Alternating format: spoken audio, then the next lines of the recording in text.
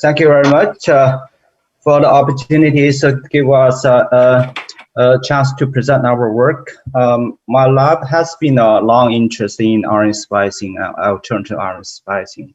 So as you know, the RNA splicing sits in between the transcription and the translation. A large amount of the intron sequences has to be spliced out before the mRNA can be used for protein translation. Alternative splicing is particularly important because various combination of exons and intron sequences could be incorporated into a different version of mRNAs and encoded a different version of proteins that exhibit different functions. So we will know it's shocking to realize that almost all the human genes has more than 2 splice variants because almost all of them have multiple exons, and the combination will generate multiple protein isoforms. Our human cells are more complicated and more delicate than any other species. So in comparison to mouse and human, we have similar protein coding genes, about 22,000. Because human has a more complicated splicing mechanism, the human cell have generated more than 100,000 protein products in our cells. So this creates a demand for extra efforts to interpret our sequencing results. If a gene has been picked up, particularly highly expressed in disease groups, the more explanations need to be done to define which splice variant we're talking about, and sometimes the splice variant has compromise or opposite functions compared to the constituted wild type variant. So we have recently reviewed the RNA splicing are quite important in all levels of gene expression, ranging from genomic stability, chromatin remodeling, as well as the protein translation. In the context of cancer cells, you can use the RNA splicing mechanism to target splicing machinery to generate anti-cancer therapies. So I think there is a first generation of splicing inhibitors under clinical trial right now, and hopefully it will go through for leukemia therapies. More oftenly, you can see the cancer cells adapt a variant different splicing program and to gain a survival advantage. If you're comparing the cancer cells versus the recent benign cells, you're more likely to see mutations on the pre-RNA selection site, splicing selection sites that change the alternative RNA splicing patterns. And you also more often can see the mutations or altered expressions of splicing factors contribute to aberrant splicing programs in cancer cells. And the RNA splicing processes are very dynamic and can incorporate into a tumor microenvironment. Treatment-induced splicing are commonly observed in our castration-resistant stage. So we'll use a neuroendocrine prostate tumor treatment-induced tumors as an example to demonstrate how RNA splicing can overturn the adenocarcinoma phenotype into a neuronal phenotype. Neuroendocrine tumors become emergency more prevalent because of the more potent AR inhibitors are in place. And this disease is under-investigated because it's not even clear where the tumor origins come from, how the mechanisms are these tumors are developed. They have 2 popular hypotheses that adenocarcinoma can undergo a de-differentiation and re-differentiate into a neuronal lineage and gaining a tumor genesis. The other popular hypothesis is a clonal infection of stem-like luminal epithelium cells and to differentiate into a neuronal lineage. The same argument has always been lost for the past several decades about how the prostate adenocarcinoma comes from. Either it came from a stochastic mechanism that the luminal epithelium AR positive cells can gain a mutation and become tumors, as well as a small population of progenitor stem cells in the basal layer of the AR negative cells and generate the tumors. So in the context of neuroendocrine tumors, AR positive adenocarcinomas could be potentially seriously hit by the AR inhibitors, then that can trigger the dedifferentiation and then redifferentiate into neuron tumors. That's one argument. The other argument is a small population of the tumor cells within the tumor mass are AR negative and gain the proliferation capacities and generate neuroendocrine tumors. So in both theories, the differentiation and proliferation are the two mechanisms contribute to tumor progression.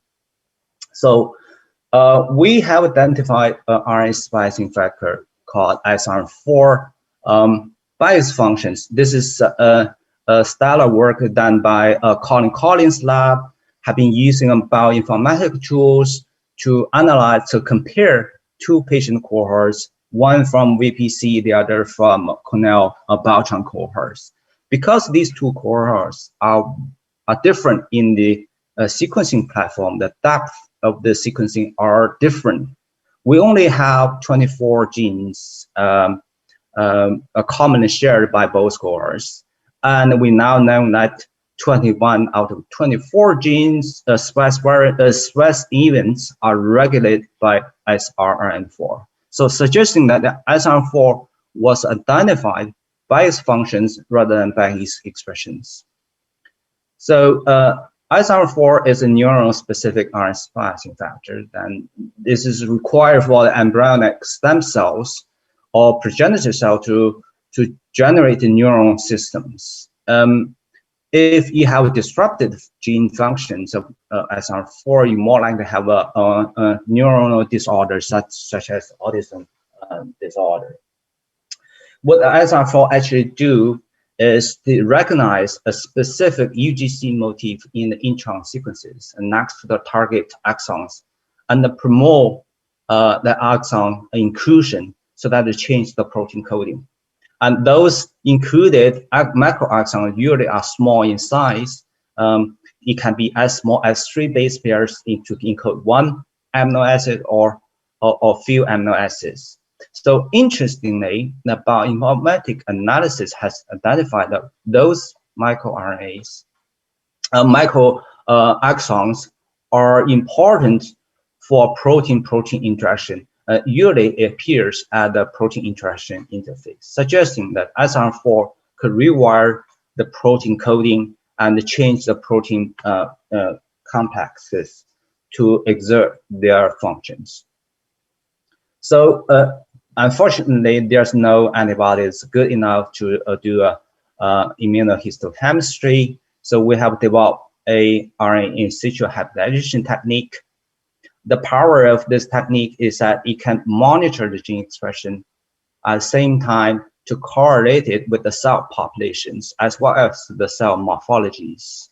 So roughly we have a CRP-cTMA with different morphologies, including small cell carcinoma, a classic adenocarcinoma, and some small population of the tumor cells has intermediate morphology that can be identified by pathologists. So we can show that the SR4 expression is highly correlated with high expression of neuroendocrine biomarkers as well as neuroendocrine prostate tumor morphology negatively associated with the AR and the PSA expression.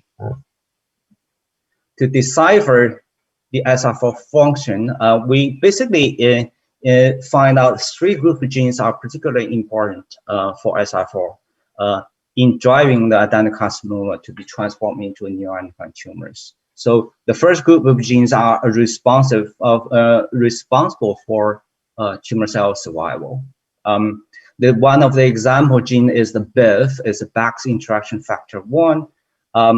in the neuronal tumors, there are a expressed variant of 1B and 1C shown here has additional exon 6 and exon 7 inclusion into the BIF proteins that result in a small, slightly increase in the molecular mass that cannot be detected by antibodies on the tissue microarray. So what we also use, then we design a RNA in situ hybridization techniques again to measure the expressed variant in the tumor samples, and then we can see a nice correlation of BIF1B and 1C in association with SR4 expression. The Pearson correlation score is relatively high in 0.9 up to 0.9. So what happens to those expressed variant of BIF1? BIF1 is a pro-apoptotic protein. So in a non-stress conditions, it exists as a free state in the cell plasma. But when cells encounter the apoptotic stimuli, BIF1 will interact with the BAX, as well as in a BAX independent pathway. They will use its N-terminal bar domain to anchor onto the mitochondrial membrane and band the membrane and polymerize and make a hole on it so that the cytochrome C could be released to finish the apoptotic reactions. But insertion of the exon 6 and 7 to a BIF1 change the N-bar domain. So it cannot form efficiently with protein complex with BAX and cannot form a hole on the mitochondrial membrane and to promote the cytochrome C release. So if we use a DU145 cells that treated with the CPT as a top 1 inhibitor as a chemo drugs, then we're going to see that the endogenous BIF1A more likely results in a strong apoptotic reactions. But when SR4 will introduce into cells, BIF1B and C are highly expressed, then result the cells are against apoptotic reactions. Same thing happens to C42 cells. If you introduce exogenous BIF1 and C, the cells become more anti-apoptotic. So suggesting that this is the example that SR4 through regulated RNA splicing can change a pro-apoptotic BIF1 proteins into an anti-apoptotic protein, totally flip the functions. And so this is allow the cells to gain the survival advantage and give them a chance to reprogram and reprogress into a neuronal phenotype. The other function of SR4 is can be represented by transcription factors such as REST. REST is a master regulator of all human cell bodies, non-neuronal human cell bodies, highly expressed in non-neuronal cells. It contains the DNA binding domain and two repression domain on N-terminal and C-terminal. The synergy between the both domains are required for REST to suppress all neuronal specific transcriptome to be functional. By introducing the SR4, we can see they introduce crypt exons into REST. Result, the REST4 protein isoform has a truncated form of C-terminal domains. So this REST cannot be fully functioned as a wild-type REST, so that gave the opportunities for the non-neuronal cells a possibility to differentiate into a neuronal lineage. Of course, we also demonstrate that using a link-up cell model, the AR inhibitors, as well as in combination with AKT inhibitors, can trigger the polyphosphorylation of REST, which can be recognized by E3 ligase TRCP, result in the REST protein degradation and gain a neuronal phenotype to link up cells, suggesting the combination of AKT inhibitors and AR inhibitors could be potentially generates a more aggressive neuron tumors. This is the provide a warning for the current combination therapies of AKT inhibitors in combination with the AR inhibitors. The other signal pathway regulated by SR could be through epigenetic regulator. One of the example gene is BH80. So BH80 is first identified by mass spectrometry analysis by Xiang's group in 2005, using LSD as a hook protein that pull down the protein complexes containing the BH80. So in this protein complexes, it contains multiple genes are responsible for methylation, demethylation, and histone acetylation. Suggesting BH80 is a gene responsible for epigenetic regulation of cancer cell phenotypes. So it exists in two isoforms, BH1 and BH82, through an exclusive RNA splicing program. One has wild type exon 14, shown in here, and the BH82 has 18A exon.